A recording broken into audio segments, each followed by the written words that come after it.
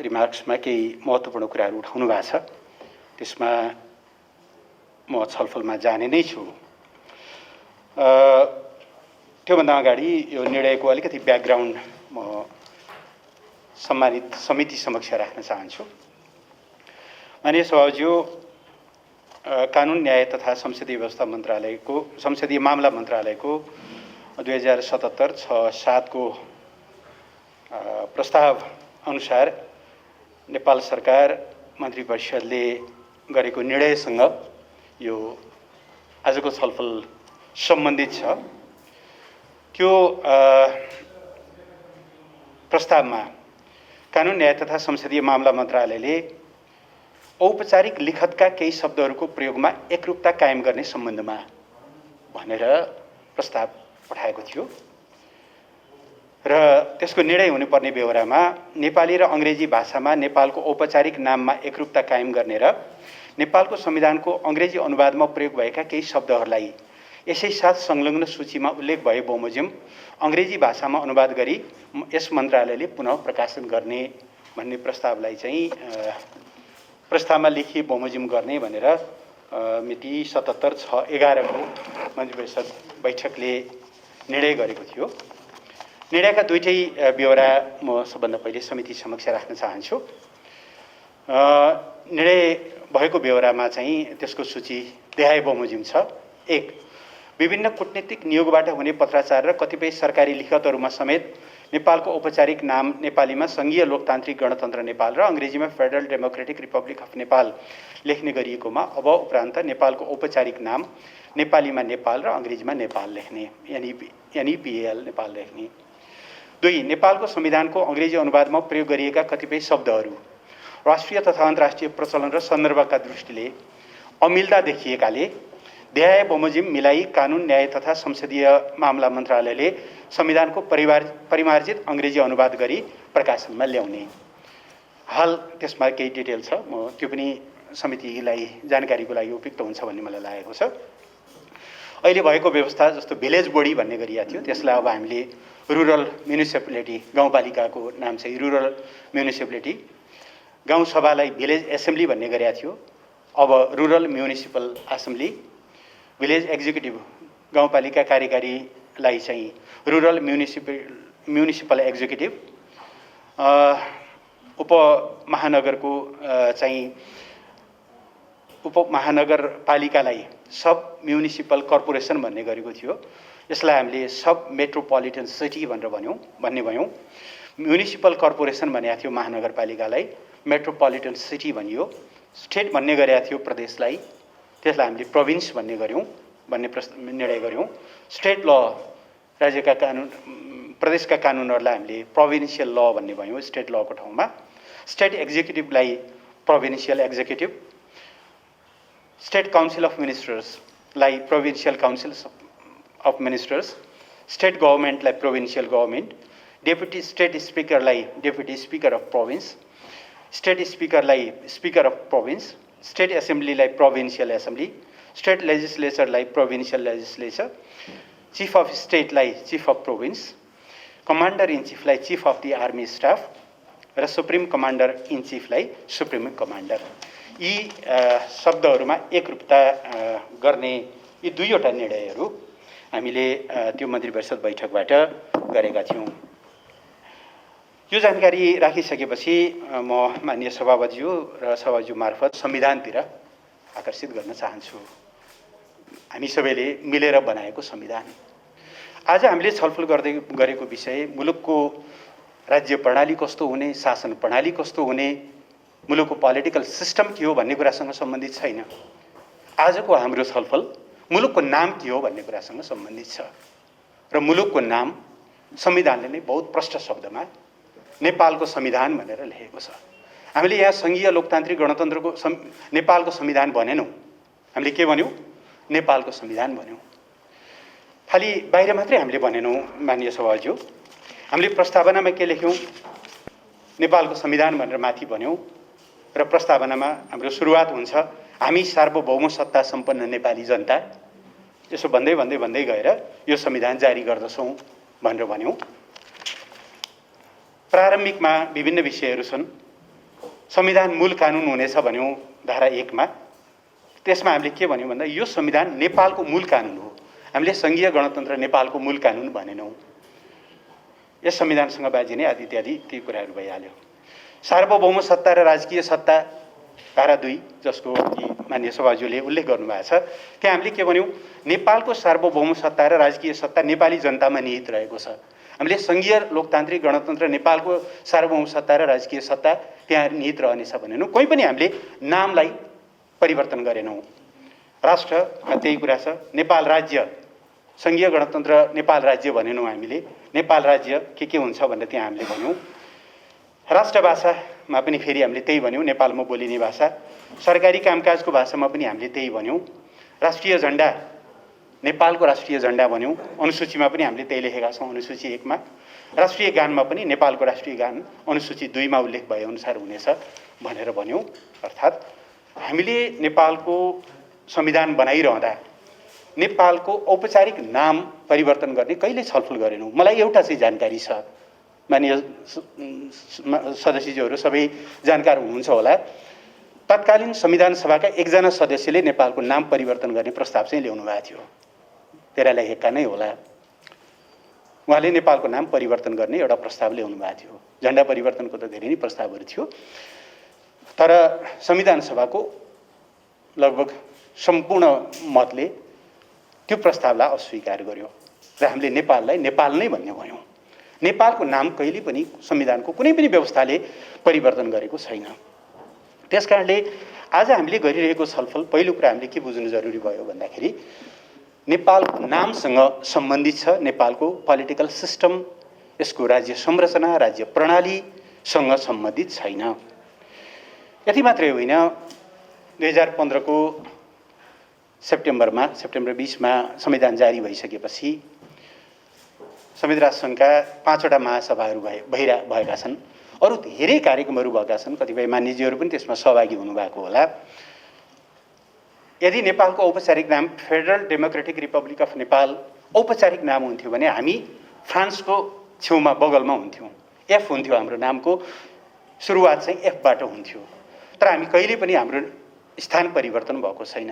हामी बायाँपट्टि नाउरू भन्ने एउटा सानो देश छ, दायाँपट्टि चाहिँ नेदरल्यान्ड्स, उनीहरूको औपचारिक नाम द नेदरल्यान्ड्स हो, तर लेख्दा नेदरल्यान्ड्स मात्रै हुन्छ।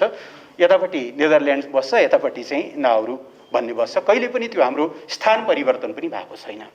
अर्थात् नेपालको नाम परिवर्तन गर्ने गरी सरकारले औपचारिक रूपमा यो ढङ्गले निर्णय गरेको छैन। हो, अभ्यासमा मैले अघि भने जस्तो विभिन्न ढङ्गले हामीले भिलेज एसेम्ब्ली पनि भन्यौँ अथवा विभिन्न ढङ्गले कुराहरू गऱ्यौँ। त्यसमा एकरूपता नआएको हुनाले मन्त्री परिषदको वर्तमान बैठकले गरेको निर्णय चाहिँ नेपालको औपचारिक नामलाई एकरूपता दिउँ। यसमा कुनै विशेषणहरू लगाइरहनु जरुरी हुँदैन। सामान्यतः अघि माननीय सभाज्यूले जुन संविधान संशोधनको विषय उठाउनु भयो, संविधान संशोधनमा 4 वटा कुराहरू अपरिवर्तनीय छन्। सार्वभौम सत्ता, राष्ट्रियता, भौगोलिक अखण्डता र जनतामा निहित सार्वभौम सत्ता, राजकीय सत्ता, ती अपरिवर्तनीय हुन्। मैले यहाँ पोलिटिकल सिस्टम परिवर्तन हुन्छ भनेर पनि अर्थ भन्न खोजेको होइन, तर त्यो संविधान आफैले पनि के भन्यो भने मुलुकको सार्वभौम सत्ता परिवर्तन हुँदैन, भौगोलिक अखण्डता परिवर्तन हुँदैन, जनतामा निहित राजकीय सत्ता र सार्वभौम सत्ता परिवर्तन हुँदैन, तर बाँकी विषयहरू चाहिँ इन प्रिन्सिपल चाहिँ ती परिवर्तनीय हुन सक्छन् है भन्ने कुरा खुद संविधानले पनि पर्सिभ गरेको छ। यद्यपि त्यो विषय अहिले हाम्रो विषय पनि होइन, त्यो कसैले कल्पना गरेका विषय पनि भएन। त्यसकारणले गर्दाखेरि म माननीय सभाज्यू मार्फत माननीय सदस्यज्यूहरू समक्ष विनम्र के आग्रह गर्न चाहन्छु भने नेपालको नाम, औपचारिक नामको यो प्रसङ्गमा यसमा पोलिटिकल सिस्टमसँगलाई जोड्ने र यो पोलिटिकल सिस्टमसँग जोडेर कतै सरकारले पोलिटिकल सिस्टममाथि नै केही प्रश्न उठाउन खोजे हो कि त्यहाँबाट ब्याकट्र्याक गर्न खोजे हो कि अथवा चाहिँ सरकारको संघीय लोकतान्त्रिक गणतन्त्रको निष्ठा, त्यसप्रतिको निष्ठामा केही कमी आउन खोजे हो कि भन्ने खालको अर्थ लगाउने भनेको एकदमै अनुचित हुन्छ। जुन सरकारले गएको 3 वर्षमा संघीयता कार्यान्वयनका लागि दर्जनौं कानुनहरू बनायो सम्मानित सदनको सहयोगबाट, जुन सरकारको कार्यकालमा संघीयता आज फुल्ली अपरेसनल भएको छ। गणतन्त्र त हामीले 2065 साल जेठ 15 गते नै म आफै त्यसको एउटा पात्र भएको नाताले म सम्झिन्छु। हामीले त्यति बेलादेखि कार्यान्वयन गरेका थियौँ। तर संघीयताको कार्यान्वयन चाहिँ यही बेलामा भयो।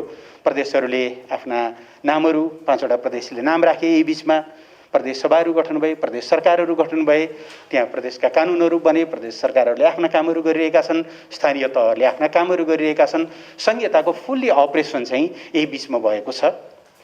संघीयताबाट कसैले दायाँ बायाँ सोच्ने कुरा, सिद्धान्तमा, नीतिमा, प्राज्ञिक बहसमा कसैलाई संघीयता मन पर्न सक्ला, कसैलाई मन पर्न नसक्ला, उसले पक्ष विपक्षमा टीका टिप्पणी गर्ला, उसको व्यक्तिको कुरा हो। तर संघीय लोकतान्त्रिक गणतन्त्र नेपालको यथार्थ हो। त्यो यथार्थलाई कसैले पनि परिवर्तन गर्न सक्दैन। त्यसमाथि त्यो पोलिटिकल सिस्टम परिवर्तनको लागि त संविधान संशोधन, त्यो पनि सामान्य बहुमतले होइन, 2/3 बहुमतले गर्नुपर्ने हुन्छ। त्यो त कल्पनाभन्दा बाहिरको कुरा हो।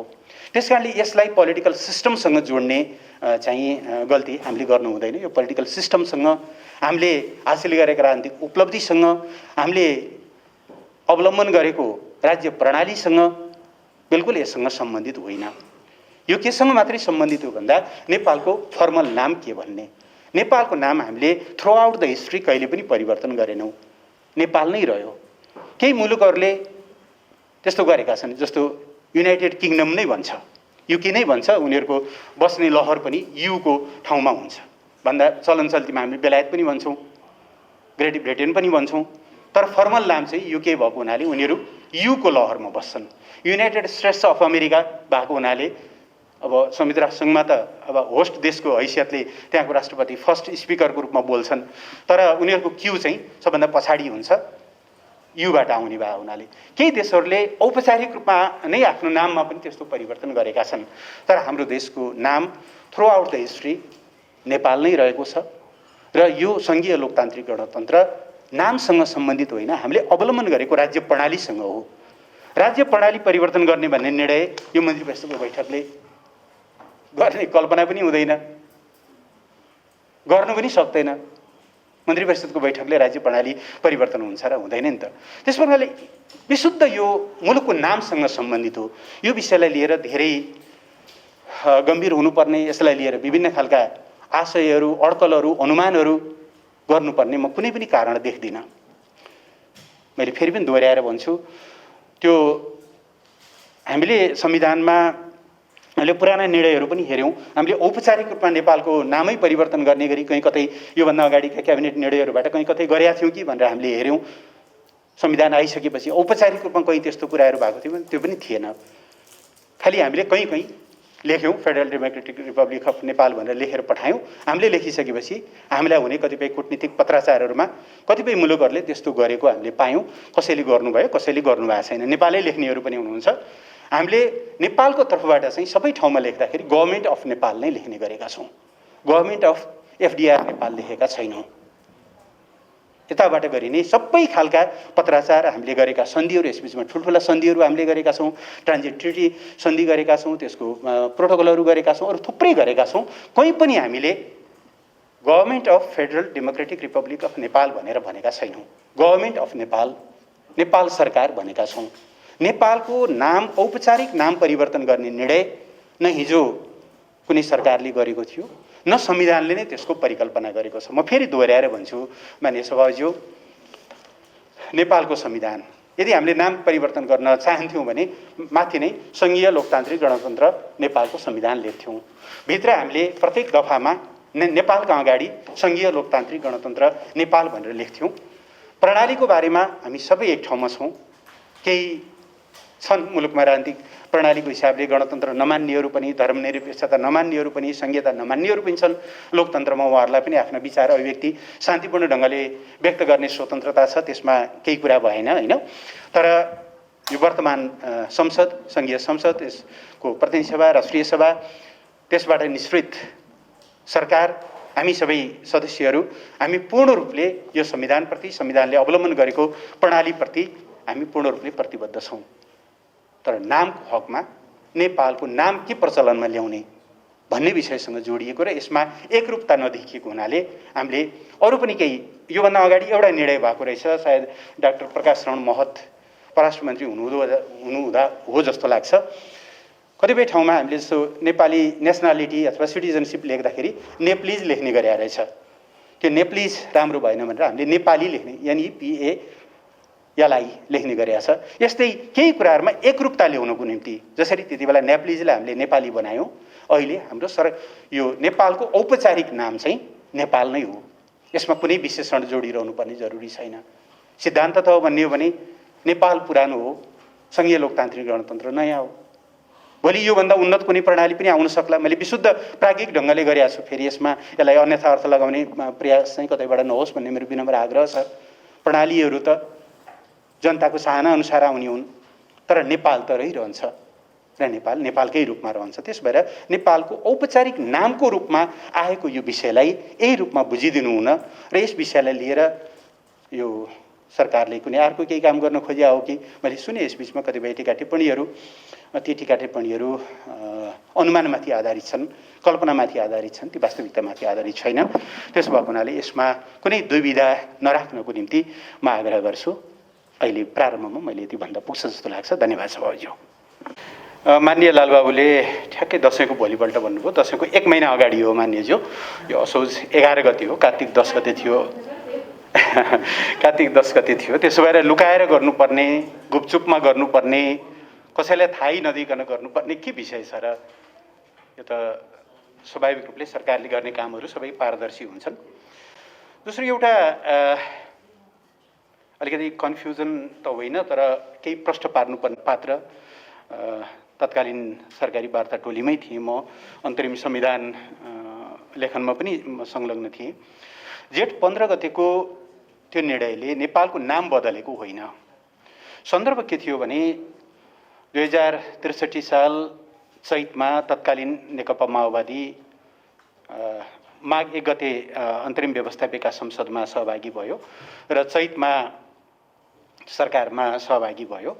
तर सरकारभित्र खास गरेर चुनाव कहिले गर्ने भन्ने बारेमा चाहिँ अलिकति असहमतिहरू प्रकट भइसकेपछि 2064 को भदौमा चाहिँ माओवादी केन्द्र बनेको थिएन, सरकारबाट अलग भयो र अलिकति त्यहाँनिर अन्तर्विरोध सृजना भयो।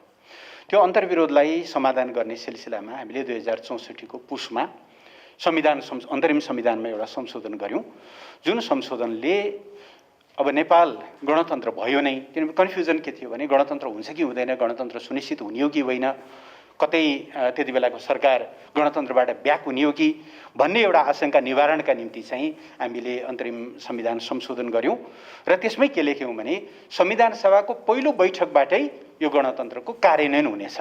घोषणा चाहिँ हामीले पुसमा गऱ्यौँ, कार्यान्वयन चाहिँ संविधान सभाको पहिलो बैठकमै गर्नेछौँ भनेको हुनाले 2065 साल जेठ 15 गते राति मध्यराति माननीय रेखाले भन्नुभएको एकदम सही हो। त्यति बेला 4 जना हुनुहुन्थ्यो, राप्रपा नेपालका साथीहरू, चन्द्रबहादुर गुरुङ बितेर जानुभयो। उहाँहरूसहित 4 जनाको असहमतिका बिचमा ओभरवेल्मिङ मेजोरिटीले हामीले चाहिँ मुलुकमा गणतन्त्र कार्यान्वयनको घोषणा गऱ्यौँ। म फेरि दोहोऱ्याएर भन्छु, त्यो घोषणा गणतन्त्र कार्यान्वयनको घोषणा हो, नेपालको नाम परिवर्तनको घोषणा होइन। म मान्यज्यूहरूलाई फेरि पनि आग्रह गर्छु, आज हाम्रो बहस अथवा आज हाम्रो छलफल नेपालको औपचारिक नाम के हुने भन्नेमा छ। पोलिटिकल सिस्टमको बारेमा बारम्बार यसलाई जोड्ने काम नगरौँ भन्ने मेरो आग्रह छ। मैले दोस्रो तथ्य त्यहाँनिर राख्न खोजेँ। निक्लेको राजावादीहरूको जुलुस र यो चाहिँ सरकारको निर्णयको बारेमा पो केही तादात्म्य छ कि? यस्ता जुलुस त पहिले पनि निस्किन्थ्यो होइन र मान्यज्यूहरू? जुलुस मात्रै होइन, तत्कालीन संविधान सभा अथवा व्यवस्था जो कति बेला संविधान सभाको रूपमा काम गर्थ्यो, कति बेला व्यवस्था संसदको रूपमा काम गर्थ्यो। माननीय चिद्रबहादुर केसी लगायत साथीहरू हुनुहुन्थ्यो, उहाँहरू संहिताको विपक्षमा निरन्तर आवाज उठाउनुहुन्थ्यो। कमल थापाजी नै हुनुहुन्थ्यो, उहाँहरू सहितको टिमले गणतन्त्रको विपक्षमा र राजतन्त्रको पुनर्स्थापनाको बारेमा बारम्बार कुरा गर्थ्यो। त्यति बेला पनि पूर्व राजा विभिन्न ठाउँमा घुम्दै गरेको र बेला मौकामा हाम्रा नेताहरूले वक्तव्य दिएर लौ गणतन्त्र चाहिँ हल्लिन थाल्यो। मलाई के लाग्दैन भनेदेखि 2-4वटा जुलुस निस्किँदैमा अथवा चाहिँ पूर्व राजाले केही गतिविधिहरू गर्दैमा चाहिँ हाम्रो गणतन्त्र यति कमजोर छैन, हाम्रो गणतन्त्रको जग यति कमजोर छैन कि यस्ता सानातिना घटनाहरूले चाहिँ केही होस्। बरु हामीले हेर्नुपर्ने गणतन्त्रलाई कसरी अब्बल साबित गर्ने, जनताको मनमनमा कसरी बसाउने, गणतन्त्रसँग जोडिएका जनताका सपनालाई कसरी भनौँ न त्यसलाई मूर्त रूप दिने छलफल गर्नुपर्ने त्यहाँ होला। यो विषयसँग अहिले दुई चारवटा चाहिँ छिटफुट निस्किने यस्ता गतिविधिहरूको कुनै साइनो सम्बन्ध छ भन्ने मलाई लाग्दैन।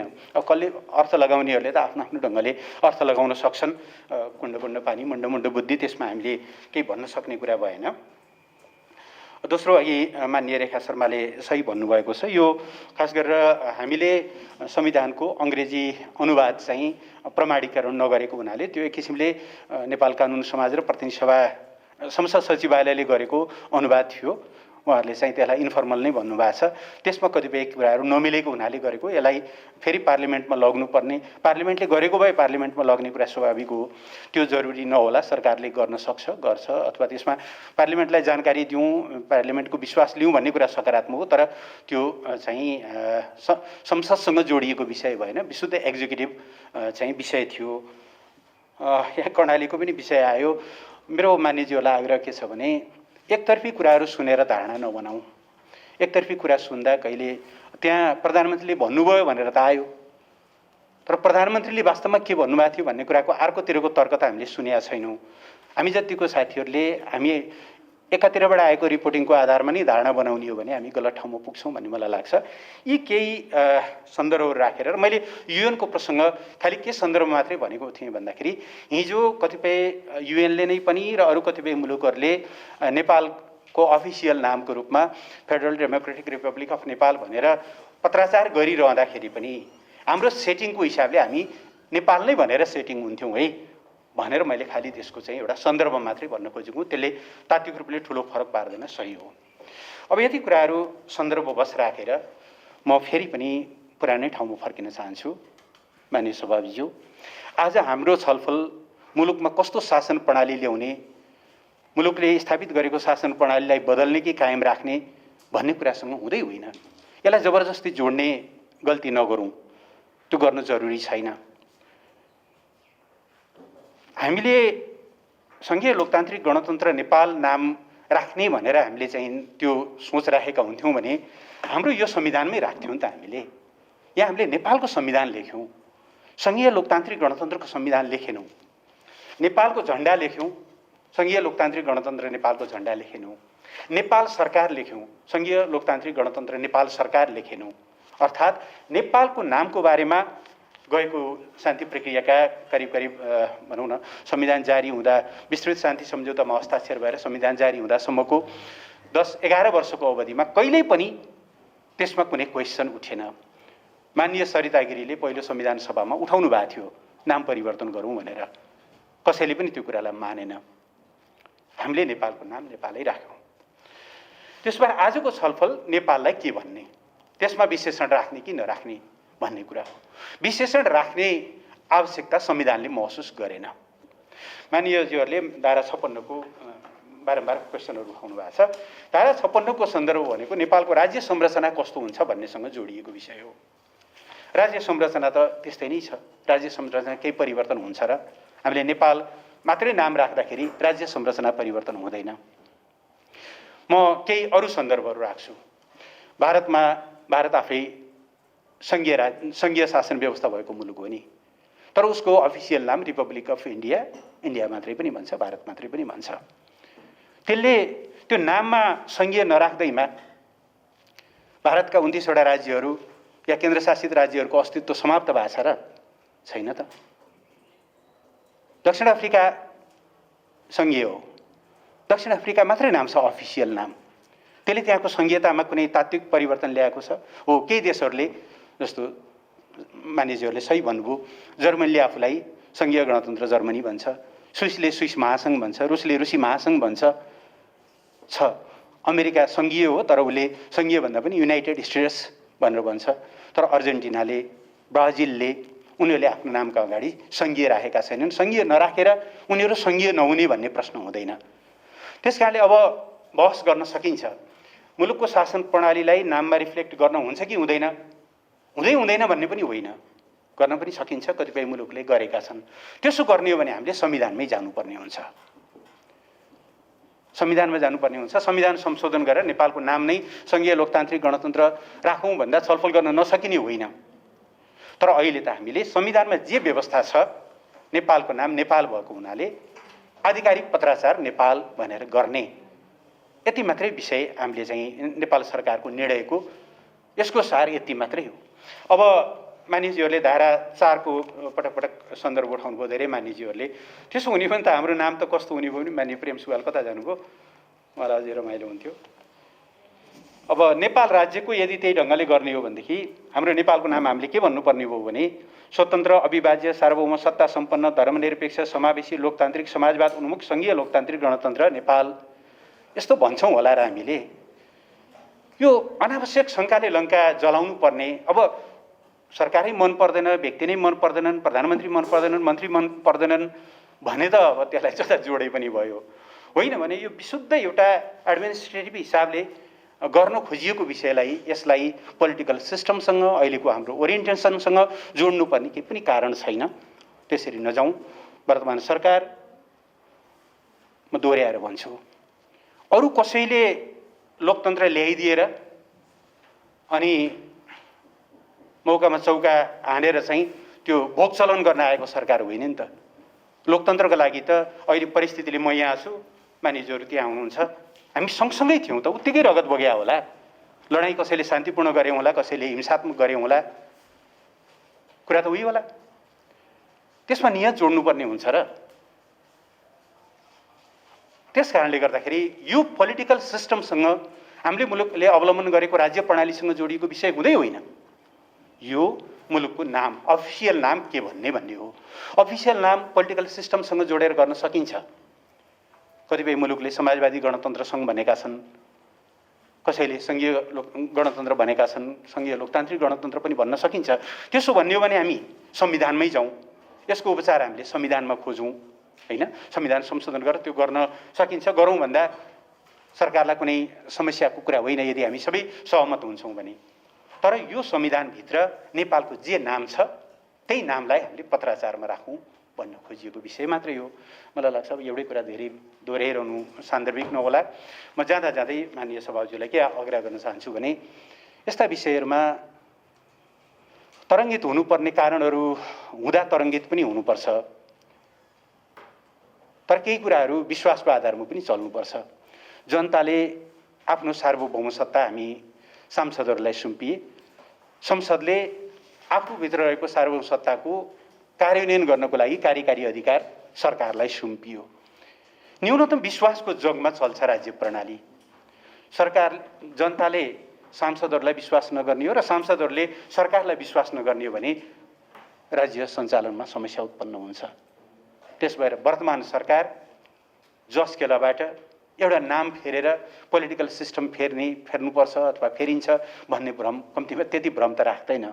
त्यस भएर यो विषयमा प्रष्ट हुनको निम्ति म माननीय सभाज्यू मार्फत यो सम्मानित सदनलाई आग्रह गर्न चाहन्छु। धन्यवाद।